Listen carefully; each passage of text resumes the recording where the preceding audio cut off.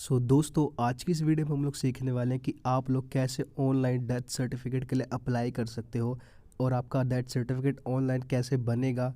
अब आपको इसके लिए किसी भी एमसीडी ऑफिस जाने की ज़रूरत नहीं होती है, आपको जस्ट ऑनलाइन अप्लाई करना होता है और डेथ सर्टिफिकेट बन जाता है। तो मैंने आज की इस वीडियो में लाइव आगे कंप्यूटर स्क्रीन पे आपको अप्लाई करके दिखाया कि कैसे आपको डेथ सर्टिफिकेट के लिए अप्लाई करना है, क्या क्या आपको डॉक्यूमेंट्स की नीड पड़ेगी, सारा कुछ मैंने आगे बताया वीडियो में। तो प्लीज़ वीडियो को बिना स्किप करे पूरा देखना ताकि आपको हर एक चीज़ अच्छे से समझ आए। आगे का वीडियो शुरू करने से पहले मैं कुछ इंपॉर्टेंट बातें आपको बताना चाहता हूँ। डेथ सर्टिफिकेट में क्या रहता है, बहुत सारे सिनेरियोज होते हैं। सिनेरियोज मीन्स डेथ कैसे हुई, इसके बहुत सारे रीज़न हो सकते हैं। अगर कुछ रीजंस की बात करें तो पहला रीज़न ये हो सकता है कि नेचुरल डेथ हुई है।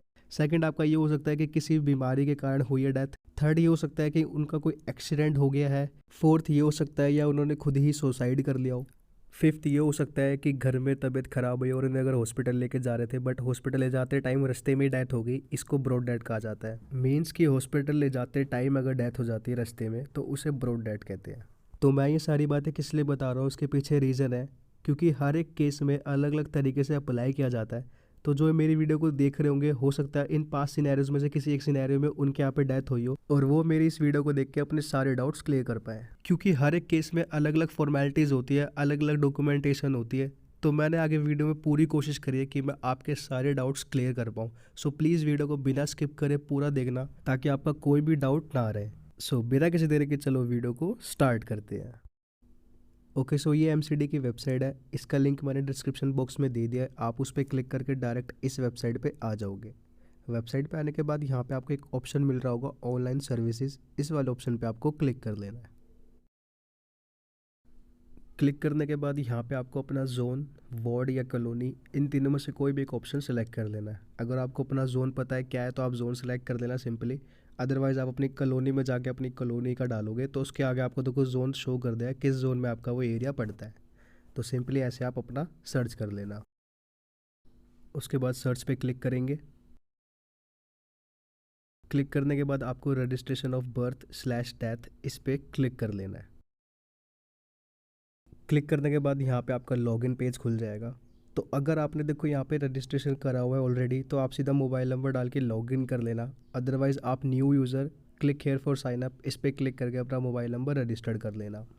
बाकी रजिस्ट्रेशन करने से पहले एक बार आप लॉगिन करके देख लेना क्योंकि अब शमशान घाट वाले ऑलरेडी आपका नंबर रजिस्टर्ड कर देते हैं जब वो आपको शमशान घाट की पर्ची देते हैं। मैंने ऑलरेडी रजिस्ट्रेशन करा हुआ है तो मैं सीधा लॉगिन कर लेता हूँ। लॉगिन करने के बाद वेबसाइट कुछ इस तरीके से खुल जाएगी। अब आपको लेफ्ट साइड में काफ़ी सारे ऑप्शंस मिल रहे होंगे। हमें यहाँ पे थर्ड ऑप्शन को सिलेक्ट कर लेना है। क्लिक करने के बाद वेबसाइट कुछ इस तरीके से खुलेगी। अब हमें यहाँ पे डेथ रजिस्ट्रेशन इस पर क्लिक कर लेना है। उसके बाद कंटिन्यू पे क्लिक कर देना है। क्लिक करते हैं यहाँ पे हमारा विंडो कुछ इस तरीके से खुलेगा। अब हमें यहाँ पे ये फॉर्म फिल करना है। तो सबसे पहले यहाँ पे लीगल इन्फॉर्मेशन पूछी है। तो सबसे पहला ऑप्शन है यहाँ पे क्रीमिनेशन स्लिप नंबर। तो क्रीमिनेशन स्लिप जो होती है यानी शमशान घाट की पर्ची या फिर जो आपने दफन किया है वहाँ की पर्ची होती है, तो वो आपको वहीं से मिल जाएगी। आजकल क्या हो रहा है, ऐसी स्लिप मिल रही है जैसी मैं आपको स्क्रीन पे दिखा रहा हूँ। हो सकता है कुछ लोगों के पास ऐसी स्लिप भी हो। ठीक है, तो देखो जो ऐसी स्लिप है इसके अंदर तो आपको क्रीमिनेशन स्लिप नंबर मिला हुआ है। इन स्लिप में क्या करोगे आप, हो सकता है कि जब आप इसका ये वाला नंबर फिल करो तो यहाँ पे ये शो कर दे कि ऑलरेडी रिक्वेस्ट रेज्ड या दिखा दे ऑलरेडी अप्लाइड। तो आप यहाँ पे क्या करोगे, जो आपका शमशान घाट है आप उसके नाम की शॉर्ट फॉर्म फिल करोगे। सपोज़ आपके शमशान घाट का नाम है मुकुंदपुर शमशान घाट, तो आप यहाँ पे लिख सकते हो MPSS, उसके बाद डैश लगा के जो आपका स्लिप नंबर है वो लिख देना। ओके, आप ऐसे स्लिप नंबर डाल देना।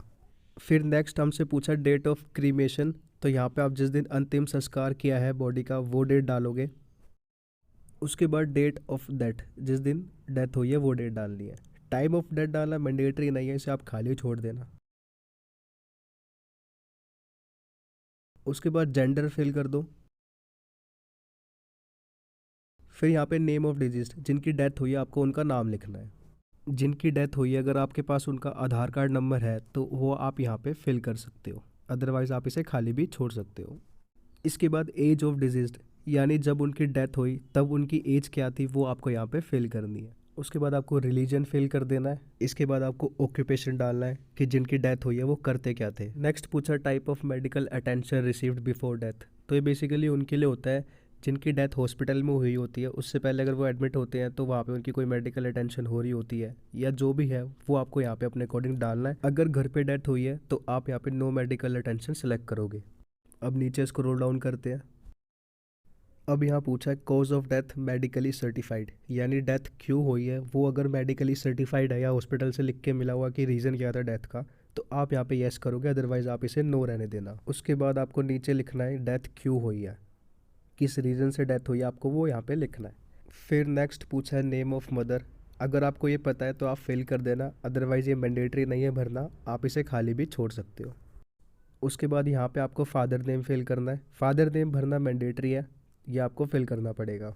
ध्यान रखना ये सारी जो डिटेल हम फिल कर रहे हैं ये डिजीज की, यानी जिनकी डेथ हुई है उनके मदर फादर की बात हो रही है। उसके बाद यहाँ पे नीचे मोबाइल नंबर फिल करना है, यहाँ पे आप किसी का भी फ़ोन नंबर फिल कर सकते हो। उसके बाद आपको यहाँ पे आईसीडी कोड फिल करना है। तो अगर नेचुरल डेथ होती है तो आप यहाँ पे नोट स्टेटेड ये फिल कर देना, अदरवाइज जिस भी रीज़न से डेथ हुई है वो आप यहाँ पे लिखोगे।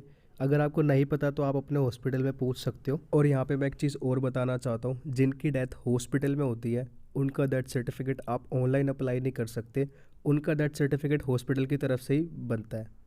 अगर ब्रॉड डेथ है तो आप ऑनलाइन अप्लाई करोगे, अगर हॉस्पिटल में ही डेथ हुई है तो आप ऑनलाइन अप्लाई नहीं करोगे, वो हॉस्पिटल की तरफ से अप्लाई हो जाता है। बस आपको अपना मोबाइल नंबर डाल के लॉगिन करके उसको डाउनलोड कर लेना होता है। अब यहाँ पूछा है मैरिटल स्टेटस ऑफ डिजीज, यानी डिजीज मैरिड था या अनमैरिड था, तो ये भी आपको अपने अकॉर्डिंग सेलेक्ट करना है। अगर डिजीज मैरिड होता है तो आपको यहाँ पे उनके हस्बैंड या वाइफ का नाम लिखना होता है, और अगर उनका आधार कार्ड नंबर है आप पे तो आप वो फिल कर सकते हो, अदरवाइज़ आप इसे खाली छोड़ सकते हो। अब इसके बाद पूछा है प्लेस ऑफ डेथ, तो यहाँ पे देखो दो ऑप्शन मिलेंगे आपको, हाउस एड्रेस अदर प्लेस। अगर घर पे डेथ हुई है तो हाउस एड्रेस लिखोगे, अगर किसी और जगह पे डेथ हुई है तो आप यहाँ पे अदर प्लेस लिखोगे। तो अदर प्लेस सेलेक्ट करने के बाद देखो जिस भी प्लेस पे आपकी डेथ हुई है वो आपको यहाँ पे डेथ प्लेस नेम में लिख देना है।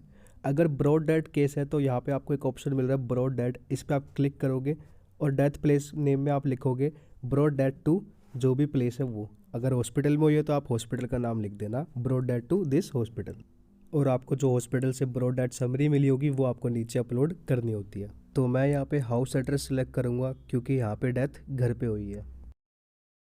तो अब नीचे स्क्रॉल डाउन करते हैं।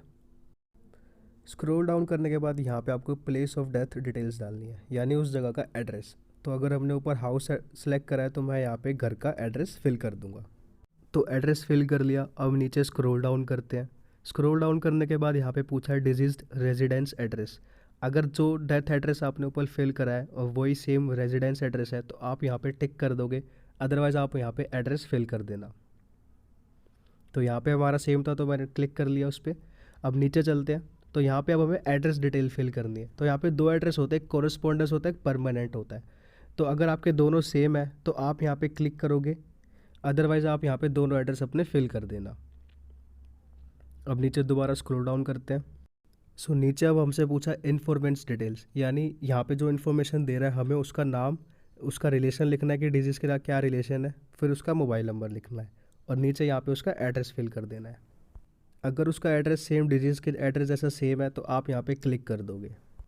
तो इन्फॉर्मेंट वाले केस में क्या होता है, कभी कभार बहुत से लोग कन्फ्यूज़ हो जाते हैं। जब अंतिम संस्कार किया जाता है तो उसके बाद शमशान घाट वाले जो पर्ची बनाते हैं क्रीमेशन स्लिप, तब इन्फॉर्मेशन कभी कभार क्या होता है कोई हमारा पड़ोसी दे देता है या कोई दूर का रिश्तेदार दे देता है, तो उस स्लिप पे वो लोग उन्हीं का नाम लिख देते हैं। तो यहाँ पे लोग कन्फ्यूज हो जाते हैं कि वो उन्हीं का नाम फिल करना ज़रूरी है या नहीं, तो ऐसा कुछ नहीं होता। आप यहाँ पे हमेशा इन्फॉर्मेंट में उसी का नाम फिल करना जो डिजीज़ के साथ रिलेशनशिप में हो। रिलेशनशिप मीन्स आप उनके बेटे बेटी या हस्बैंड वाइफ ऐसे फिल करना, क्योंकि आप उनका रिलेशन प्रूफ अपलोड कर पाओगे। किसी और के साथ उनका रिलेशन क्या है वो आप अपलोड नहीं कर सकते, तो इसमें आपको प्रॉब्लम आती है। तो आप हमेशा भाई बहन बेटा बेटी हस्बैंड वाइफ इन्हीं के अपलोड करता। वीडियो केस में क्या हो सकता है कि उनकी शादी होगी, वो मैरिड है, तो वो यहाँ पे अपना पैन कार्ड अपलोड करेगी, क्योंकि पैन कार्ड के अंदर हमेशा फादर नेम फिल होके आता है, तो वो यहाँ पे उनका रिलेशनशिप प्रूफ शो कर देगा। सो आई होप कि आप मेरा मतलब समझ गए होंगे कि मैं यहाँ पे क्या कहने की कोशिश कर रहा हूँ। अगर कोई डाउट हो तो आप मुझे नीचे कमेंट कर देना, मैं वहाँ पर आपका डाउट क्लियर कर दूँगा। तो अब यहाँ नीचे स्क्रॉल डाउन करते हैं। स्क्रॉल डाउन करते ही सबसे पहले आपको सेव एज ड्राफ्ट इस पर क्लिक करना है। ऐसा क्यों करना है, क्योंकि कभी कभार क्या होता है वेबसाइट क्रैश हो जाती है, तो हमने जो भी ऊपर डिटेल फिल करी है वो सारी आपकी उड़ जाएगी। सेव एज ड्राफ्ट कर दोगे तो आपका ये एप्लीकेशन सेव हो जाएगा, जो भी इन्फॉर्मेशन आपने भरी है वो आपकी सारी सेव हो जाएगी। मैंने जब स्टार्टिंग में फॉर्म भरा था तो मैं यहाँ पे सेव एज़ ड्राफ्ट करना भूल गया था और यहाँ पे वेबसाइट क्रैश हो गई थी, तो जो भी मैंने डिटेल फिल करी थी सारी मेरी उड़ गई थी, तो मेरी यहाँ पे दोबारा मेहनत लगी थी। तो इसलिए ऐसा आपके साथ ना हो, तो आप यहाँ पे सेव एज़ ड्राफ्ट ज़रूर कर लेना। तो यहाँ पे सेव एज़ ड्राफ्ट करने के बाद आपको दोबारा अपनी डिटेल क्रॉस चेक कर लेनी है, जो भी आपने डिटेल फिल करी है वो सारी सही है या नहीं, स्पेलिंग वगैरह, डेट ऑफ दैट, सब कुछ A to Z आप क्रॉस चेक कर लेना ध्यान से। उसके बाद यहाँ पे नीचे स्क्रॉल डाउन करते हैं। तो अब नीचे स्क्रॉल डाउन करने के बाद यहाँ पे आपको अपने डॉक्यूमेंट्स अपलोड करने हैं। तो सबसे पहले यहाँ पे आपको क्रीमेशन स्लिप या फिर दफन की स्लिप अपलोड करनी है। तो यहाँ पे मेरी ऑलरेडी अपलोडेड इसलिए आ रही है क्योंकि जो क्रीमेशन स्लिप है वो मेरे इसी नंबर पे रजिस्टर्ड थी, तो इसलिए यहाँ पे ये ऑलरेडी अपलोडेड शो हो रही है। अगर आप में शो ना हो तो आप यहाँ पे ये स्कैन करके भी अपलोड कर सकते हो। फिर नेक्स्ट यहाँ पे आईडी ऑफ डिजीज, यानी जिनकी डेथ हुई आपको उनका आईडी अपलोड करना है। फिर आईडी ऑफ इन्फॉर्मेंट, जिन्होंने इन्फॉर्मेशन दी है, जिसका नाम हमने ऊपर इन्फॉर्मेंट में फिल करा है, हमें यहाँ पे उनकी आईडी अपलोड करनी है। फिर अदर सपोर्टिंग डॉक्यूमेंट में आप क्या अपलोड कर सकते हो, ब्रॉड डेथ स्लिप अपलोड कर सकते हो, हॉस्पिटल की डेथ समरी अपलोड कर सकते हो अगर हॉस्पिटल में डेथ हुई है, और अगर कोई एक्सीडेंट वगैरह हुआ है तो वहाँ पे जो एफआईआर वगैरह मिलती है, एफआईआर की कॉपी, एफआईआर वगैरह ज़्यादातर आपका सुसाइड केस में, एक्सीडेंट केस में अपलोड की जाती है, और आपकी डेथ समरी, ये सारे डॉक्यूमेंट्स जो होते हैं वो अदर सपोर्टिंग डॉक्यूमेंट्स में अपलोड किए जाते हैं। तो यहाँ पे सारा कुछ अपलोड करने के बाद आपको सिंपली से सबमिट पे क्लिक कर देना है।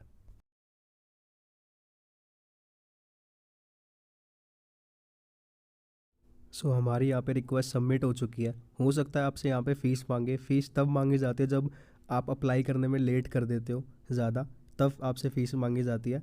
और एक चीज़ और बताना चाहता हूँ, अगर डेथ हुए हुए 1 साल से ज़्यादा हो चुका है तो यहाँ पे आपको एक डेथ ऑर्डर भी बनवाना पड़ता है, तभी आप डेथ सर्टिफिकेट के लिए अप्लाई कर सकते हो। डेथ ऑर्डर कहाँ से बनता है, वो बनता है आपके एसडीएम ऑफिस से। आप वहाँ पे जाओगे और आपको वहाँ पे पूछ लेना है डेथ ऑर्डर के लिए क्या क्या डॉक्यूमेंटेशन होती है, वो आपको सारा कुछ बता देंगे। तो अब हमारी यहाँ पे रिक्वेस्ट सबमिट हो चुकी है। अब हमें यहाँ पे सिंपली से क्लोज पे क्लिक कर देना है। यहाँ पे अब हमारी डेथ सर्टिफिकेट के लिए रिक्वेस्ट डल चुकी है। अब जब आपका बन जाएगा तो आपको डाउनलोड कैसे करना है, आपको दोबारा लॉगिन कर लेना है, और यहाँ पे आपको एक्शंस का बटन दिख रहा होगा, आप इस पर क्लिक करोगे। उसके बाद आपको वहाँ पे डाउनलोड सर्टिफिकेट का ऑप्शन मिल जाएगा, आप वहाँ से उसको डाउनलोड कर लेना। इसको बनने में 20 से 25 दिन का टाइम लग जाता है। इसी के साथ हमारा वीडियो कंप्लीट होता है। आई होप मेरी इस वीडियो ने आपकी काफ़ी ज़्यादा हेल्प करी होगी और आपको वीडियो पसंद आया होगा। वीडियो पसंद आया तो प्लीज़ इस वीडियो को लाइक कर देना, चैनल पे नए हो तो चैनल को सब्सक्राइब कर देना। तो मिलते हैं अपनी ऐसी किसी नेक्स्ट वीडियो में, तब तक के लिए thanks for watching guys, love you all.